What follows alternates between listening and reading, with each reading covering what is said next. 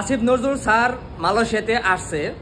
তো মালয়েশিয়াতে আসার পর আমরা মালয়েশিয়া প্রবাসীর একটা আশ্বাস পাইছিলাম যে সে অন্তত আর কিছু করুক না করুক আমাদের মালয়েশিয়াতে যারা অবৈধ আছে এবং যারা জেলখানাতে বন্দী আছে তাদের জন্য অন্তত ভালো একটা কিছু করবে বা তাদের জন্য একটা সুসংবাদ আমাদেরকে দিবে। কিন্তু ব্যর্থ। আমরা সেই সমস্ত কোনো আশ্বাস তার কাছ থেকে আমরা পাই নাই বা কোথাও থেকে তার কথার উপর ভিত্তি করেও আমরা সেটা বুঝতেও পারি নাই যে সে যারা অবৈধ আছে বা যারা জেলখানায় বন্দী আছে তাদের জন্য কিছু একটা করতেছে। কিন্তু আমরা আশা পাইছি, মানে ভরসা পাইছি, সেটা হচ্ছে নতুন করে কলিং খোলার সম্ভাবনা আছে।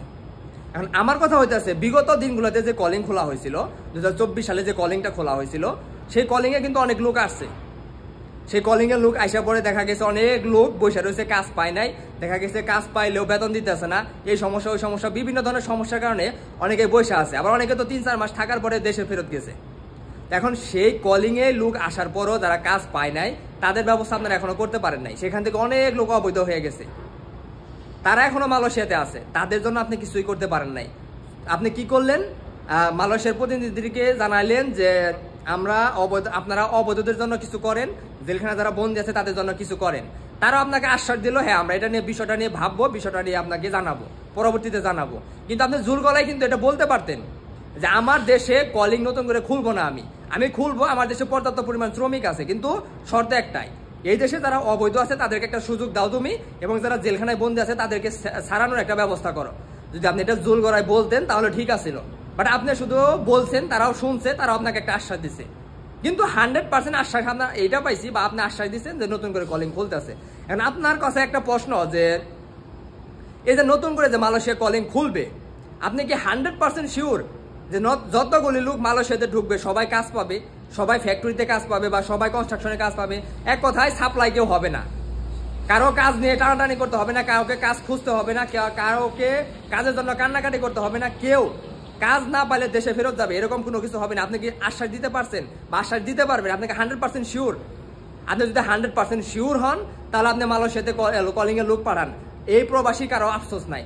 কিন্তু আপনি যদি সেটা না পারেন তাহলে আপনি লোক পাঠায়েন না। আমরা প্রবাসীরা না খেয়ে মরতেছি, আমরা কাজ পাইতেছি না, সেই সমস্যার সমাধান না করে আপনি নতুন করে মালয়েশিয়াতে লোক ঢোকানোর চেষ্টা করতেছেন।